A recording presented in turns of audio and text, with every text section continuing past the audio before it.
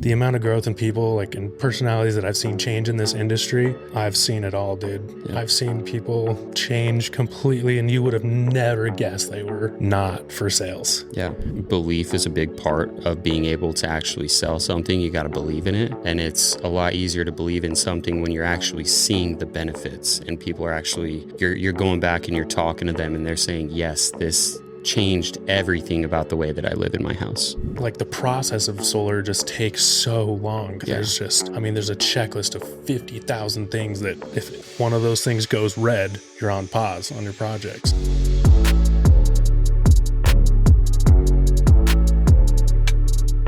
Hello, everybody, and welcome back to the Behind the Knock podcast. Today, I've got my friend Kyle Cabell here. Hey, Kyle. What's up? So a little bit of background, Kyle and I have been working together for a long time. We started at the previous organization together, and we've stayed in touch, and he's recently come back to the dark side of Proficient Windows.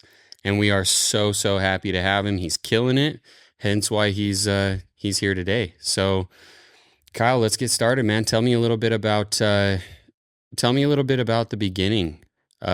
We'll start from just kind of your introduction into door to door in general. I don't think I know a lot about that, actually. So I, with the previous organization, started, and I had a guy that was training a bunch of us. He had his own team that he put together. He was killing it. And I saw a Facebook ad. So I think I was cleaning carpets or something at the time, and reached out to him and was like, yo, I want to check this out, see what it's all about. And then went and shadow knocked with him in Ivan's for a couple of days. And they were planning a trip to Salt Lake for like a company trip. And I told my wife, I was like, hey, I gotta at least try this, check it out, see what it's all about. So went up there, had the script down, got 7 sales in my first 10 days. Damn. That was back in the day when it was only $650 a sale. That's right. What'd you get? 1,200 if it was over 20 windows or something? 24 windows. Gosh, dang. They had fat deals where only, they had to have a ton of windows. So, yeah. But even then, even with that pay scale, I still made more money that week than I'd ever seen in a paycheck before. So Sure. I just told my wife, like, I gotta take this shot. So just kept at it, and it's pretty consistent after that. So yeah, not 7 sales every 10 days consistent, but as it happens, but pretty consistent after that. So did you have any sales experience leading up to your first run-in with door-to-door? I did telemarketing for 6-7 months, maybe. No way. Selling SEO, Google listings. No kidding. Yeah, it might have been a scam. It probably was a scam, to be honest, but I learned a lot though. So sure, it was cold calling. Okay, so they had a script for you and everything. Had a script for us. Okay, yeah. So you were a little conditioned to it, but not a ton of. Did you have any other sales experience other than that? Nah. Okay, cool. And so your experience at the previous organization, how long were you there? I was there for probably a year and a half, maybe. Year and a half. And then quit for close to a year, and then went back for maybe about another year. Okay. What were you doing between that year that you quit and went back? Selling solar. No kidding. Did solar in Utah. A lot in Richfield area. Okay. Spent a lot of time out there. So what was that experience like? Was it, I mean, can you just kind of unpack that a little bit? Like solar compared to this? Yeah. Or yeah. Gotcha. It was cool. Very circumstantial that I think it made actual sense to do it for a lot of folks. I didn't really feel like I was solving anyone's problems. It was kind of just like, here, we'll swap your bill out and maybe we'll lower your electric bill and 30 years from now, when you pay these off, It'll and pay off. maybe the electricity is 10 times more expensive. Like, Yeah. it'll be worth it then. Yeah. I was like, yeah, I don't know, wasn't that great? There was a couple of times, like, this lady was super old. She was on medical, and she lived out in the middle of nowhere. She had a water pump that was on electric. So it's one of those things, like, she needed solar and battery backup to make sure she had water if she For sure. didn't have electricity. So those are kind of the incidents where you actually feel like you're helping somebody. I was like doing something nice for someone. They paid it cash. If you didn't finance it, it was kind of a good deal. So always the cash buyers made more sense for. And then, people that lived out in the middle of nowhere that could actually benefit from having just more off the grid. Yeah. So I've always felt like that's one of the only scenarios where I would probably go all in to solar is if it would take me off the grid. I can't understand, because some of those contracts are shady, bro. Like, you're locking them into a lease that's 30 years long, and then, or you're taking 30 years to pay them off. And by the end of that, maybe the solar panels are still good. Maybe they're not. And a lot of times you're trading off the amount that you're giving the electric company, and you're giving it to the solar guys instead to pay for those solar panels. And then they're giving all the tax credits to the solar companies too. Seriously? I didn't know that. Yeah, I think might be different like nowadays, but it seemed like back then it was, if you were leasing the panels from the company, they would just take all the tax credit from Gosh dang. So it's like, what did the homeowner get? They just solar had panels. A consistent electric bill. Yeah. So Windows, circling back to that, was just good because you're actually helping people. You're solving problems in their home. They're noticing the heat, the cold coming through, whatever it might be for the seasons. They're noticing the noise, the dust, whatever. There's so many issues that can just stem from the windows alone. And getting them new windows kind of solves a lot of problems that they might not even think about. It's in the back of their mind, Sure. And then it just makes a difference in their home.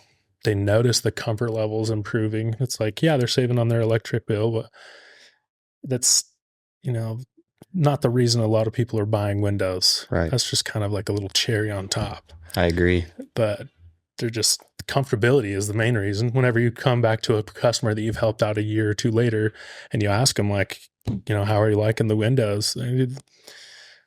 I love that my electric bill is a little bit lower.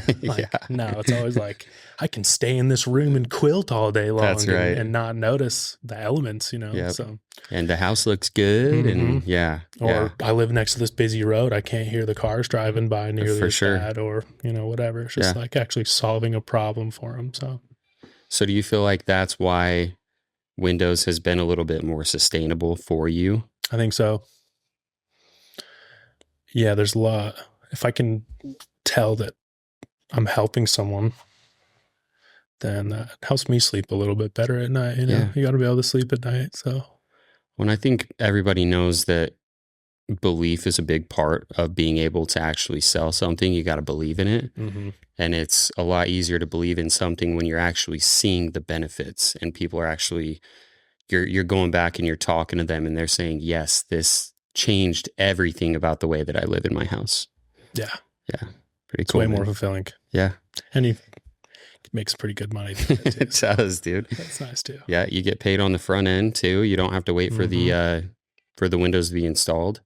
That's something that I've heard about solar too, is that you kind of have to wait for that job to be installed in order to get paid on it. Yeah. I could be wrong about that, but that's what it is. And I was with a company that paid a lot more on the front end than most any other solar company. And I think it just bit them in the ass, because what happens is, like, the process of solar just takes so long. There's there's a checklist of 50,000 things that if one of those things goes red, you're on pause on your project. So it's like, and they can cancel any time between that until the panels are on their roof. Seriously. So it's like, dude, if they have any issues with anything in the 6 months it takes some of these companies to get the panels up, then they're canceling. So if you got paid all that on the front end, you got to claw that back to them. So it's like Oof. we had a ton of people that were just owing $10,000-$20,000 back to the company because they had Ooh. so many solar deals that were canceling. So it's like, You can't live life like that, just No. kind of on the edge of your seat. Like, I've got 60 grand in the bank right now, but it could all be gone tomorrow. yeah, this one guy was like, dude, if I got to make money out here, because if I don't make money out here, like I owe them. And so pretty much this week I'm working for free. Like Oh, I have to pay my next $17,000 has to go to the solar company to pay these clawbacks. So hopefully I get, a couple fat deals out here so I can pay that back. And it's just like, dang. dude, I'd rather take everything on the back end when everything's said and done when Oh, they for can't. sure. So that's probably Yeah. why they do that. Yeah, you feel like you're working for free, but then at least you don't have to give it back the back end. That's crazy. That's crazy. Things might have changed now. It seems way different these days, but Maybe. it's Well, not for me. yeah. I don't think I like Windows. Yeah, I don't think it's for a lot of people, which is why you're seeing such a big boom in the window industry right now. So, so circling back, I know that. So after you came back to the previous organization, you were there for about a year. I know that there was a little bit of let's call it an exodus at that company. So tell me about what happened after that with you. Yeah, I kind of just didn't like what I was seeing, where things were going. The things I was hearing on the field, just didn't like it. So moved on to another company that a lot of us are from too. So, and I stayed there for 6-7 months, and I don't know. Yeah, I want to say like traveling was a big thing. We were traveling a lot, but I'm traveling now. sure. So, it's kind of one of those things where you find if you're not traveling and you're stuck at home, you're not making money, you're way more stressed just sitting at home, even if you're spending more time with your family or doing whatever. It's like, that's great. But if I'm worrying about where the bread's coming from, It's not fun. so I'd much rather travel and spend a week away from the family and focus in with no distractions, make as much bread as you can. Then when you're actually home, you can actually be home For with your sure. family. So It's important. yeah. Yep. Money's not everything, but it definitely makes it easier to live. Yeah. It's for sure. Cool. Money, different problems come with money. That's very true, man. So we brought you in. We brought you into the company how long ago? A month ago? A month and a half, maybe Month and 2 a months half. ago. And since then, why don't we talk about that a little bit? Kind of your progression path since we brought you in. I could talk about it all day, but why don't you tell us kind of how that's gone for you? Heard a lot about all the good stuff y'all were doing, mainly from Baylor. Yeah. He kept me in the loop for a lot of it because we're pretty tight. But so he told me, we're going on a trip to Albuquerque. You should come out. And I said, all right, I'll see what I can do. So came out, crushed it. Mm-hmm. I was like, all right, this is the place. The people were cool. The vibe was right. The goal for the company is at a good spot. The company has a lot of integrity. They're just doing things the right way. So Yep. It seemed like it just made sense to come back. You're fitting right in, dude. Yeah. It's really cool to see. Yeah. And since you've got brought on, you've actually moved you up and we got you in director training now. Yeah. Yep. It's about time. Yeah, it is about time, man. Yeah, you've been doing this for long enough. It's due time, and I feel like you're a lot more prepared for it now than you have been in the past too. Yeah, I was the only thing holding me back in the past, so It's just time. Yep, it is. And so just for a little bit of context, a lot of people don't know like the setter-closer model. So our setters are called coordinators. They go out, they set the appointments at the doors, and then our closers are called directors. So Kyle's been a coordinator for a long time, and he has killed it. He's got a name in the company, and with every company he's been at, he's sells Jesus just because he's a miracle man. He's able to pull sales out of pretty much anywhere.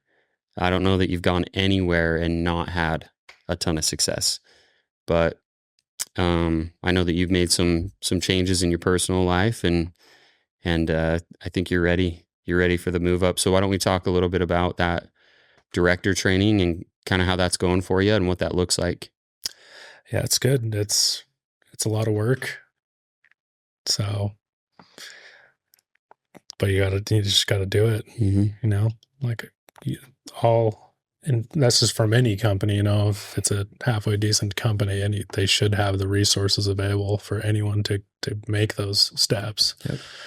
So it's just a matter of just getting it done. It's just time to level up and move up. And I'm not in my 20s anymore. I'm an old man now. So, That's right. I got to prepare for the future a little bit more. Yep. Well, and I think it's a really good stepping stone. I know that you want to get into leadership too. You're kind of at that point where you're like, all right, it's time to take this serious. And,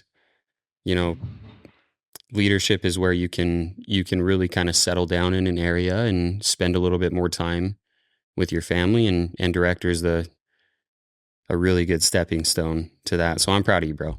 Good. I'm really proud of you. And you too, man.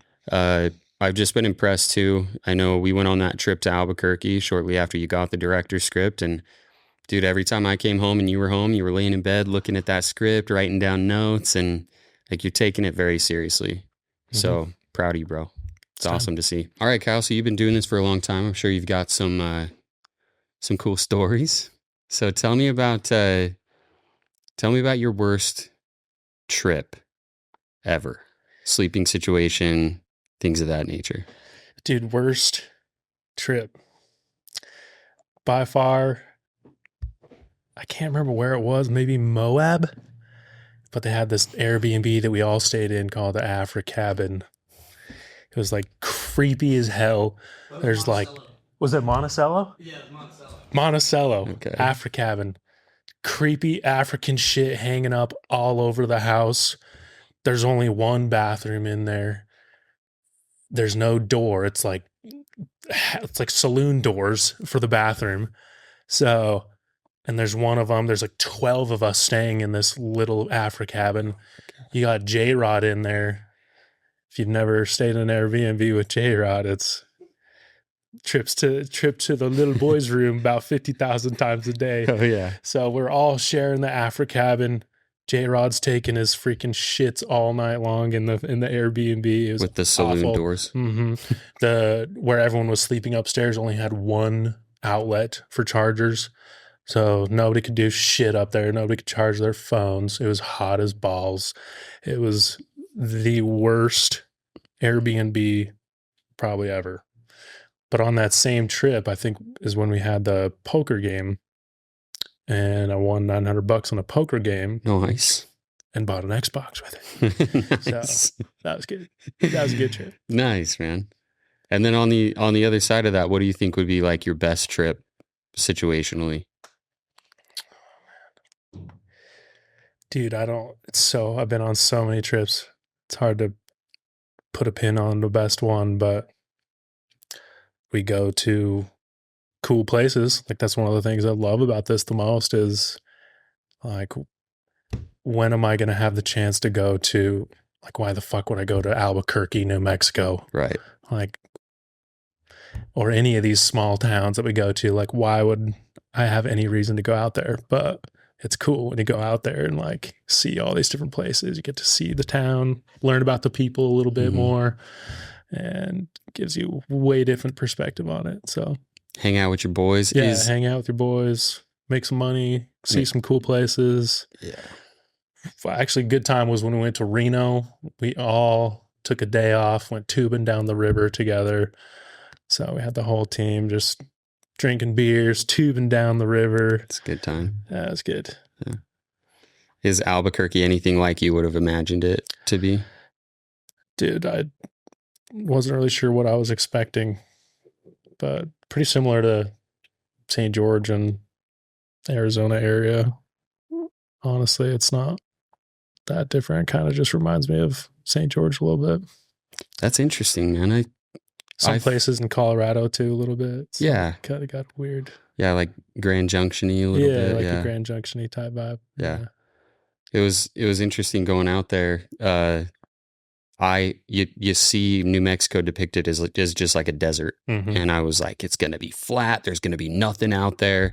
And then we get out there and there's this big ass mountain just cascading over the entire town. It's definitely unexpected. Yeah. So it's a cool spot. It is. Hey, so circling back to that AfriCabin trip, I know it sounds like it was a bit of a shit show, right? But you still had a good time. Mm-hmm. What kind of culture and dynamic does it take in order to make something like that still a success at the end of the trip? I mean, you got to be tight. When you're traveling on a sales team, you're with these guys half the time. Like, you're spending half of your time, just as much time with your family as you are with these guys. So, I mean, if you have someone, I mean, sometimes you're not going to get along with everyone, but the culture's got to be, it's got to be right. You can't have one person that just everybody doesn't even want to be around, you know. Some people just don't fit in with it, and that's fine. But we give everyone a shot, and when it all meshes well together, that's what makes those memorable experiences, because we all made money. We all got even closer than what we were before. We built that just camaraderie as a team together, had each other's back no matter what. And there's something different when you have to have 12 guys bundled up in sleeping bags on the floor because there's only one AfriCouch. Right. So with one outlet. With one outlet. Yeah. You got just one power strip just overloaded with chargers. What a nightmare. Yeah, it was not good, dude. But it was good. So what are some of the things that you do on those sales trips? Because it's not just work all the time, right? There's a fair amount of downtime. You're spending a lot of personal time with these people. You mentioned a poker trip. What are some of those other things that not a poker trip, but a poker game that seemed pretty memorable to you? What are some of those other things that are kind of injected into those trips that kind of bring that culture together? Well, it seems like most of the time we do some kind of team builder event thing, whether we all go to dinner together, you know, just take a night off, quit thinking about work, just go spend some time together, go get some dinner, some drinks, top golf, bowling, you know, whatever, go-karts. We do it all. Those are almost the best things. You crush it on your work week towards the end. You do that team builder. That's the good stuff. Makes it all worth it. Yeah, because then, I mean, even sometimes you win prizes too, because we do the prizes, the bonus checks. Yep. So. Yep, those are always good. The oversized checks. Yeah, we don't get pizza. The boss man don't get us pizza here. That's right. We get trips. I think we're doing a goal, right? We're doing a goal right now. We do $1 million in revenue. That's right. Go to Miami. We go to Miami. Yep. Let's go. We're not dead set on Miami, but I think it'd be fun. Yeah. I've never been. Florida's fun, dude. Never been. Florida. Yeah. I think it would be fun. So Kyle, I do want to ask you too, like, I feel like I don't know you super well outside of work. What do you do on your days off? Like, what does that look like for you? Spend a lot of time with my wife and kid. He's 5, my kid. So he's just learning all sorts of stuff. He's at that age, you know, where he's a lot more fun. He's able to do more stuff. So we go camping a lot. When the weather is nice, when it's not 150 degrees outside, we like to go camping together. So it's awesome. A lot of time camping outdoors, watch movies together. Make food. I've been making a lot of food lately. Have you? Yeah. It's kind of getting into that, huh? Yeah. Gordon Ramsay. Yes, yeah. Nice. Yeah, cooking. I've been really into cooking lately, so that's been fun. It's a good hobby. It's a good hobby. I'm sure it makes the wife happy. Yeah, and then it's just nice too, just knowing what's going into your food. That's What right. exactly you're feeding your family. That's exactly right. So, What other hobbies do you have? What are some of your favorite things to do outside of hanging out with your kid, cooking? What are some of those other things that you fill your time with? Clash Royale. Yeah. Yeah. Nice. We got to get on some Clash, baby. People get hooked on that shit, and I have never even tried it. Really? Yeah. It seems like a hard drug. Like if I did try Kind it, of is, yeah. I wouldn't be able to get off of it. Just scared, bro.